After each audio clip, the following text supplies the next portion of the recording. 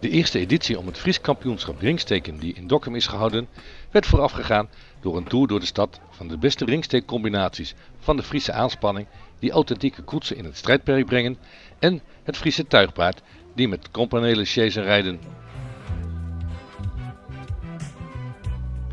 Om goed voor de dag te komen moeten de paarden en combinaties er op hun best uitzien. Er is immers ook een prijs voor het schoonste geheel.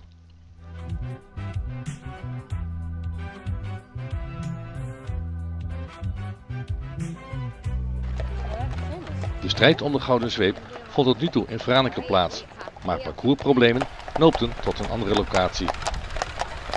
Het evenement wordt de komende 10 jaar nu afwisselend in Dokkum en Bolsward gehouden.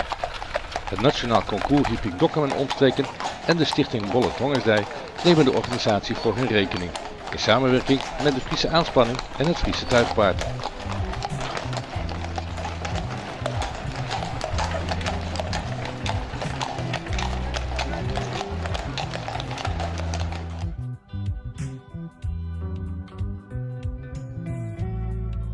Op de Elaan in Dokkum is een parcours van 200 meter uitgezet met 4 handjes. Er worden 4 rondes verreden, waarbij in totaal 40 punten te verdienen zijn.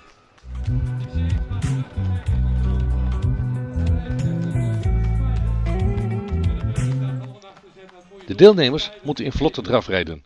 Een jury beoordeelt de snelheid. De tellers komen bijeen om de totaalscore te bepalen. Na een barrage tussen Martin Gaastra en Jaap van Gunst kreeg de combinatie Jaap van Gunst-Lutske Brouwer uit Oldenmark de gouden zweep uit handen van burgemeester Marga Waanders. Van harte gefeliciteerd. Van harte gefeliciteerd.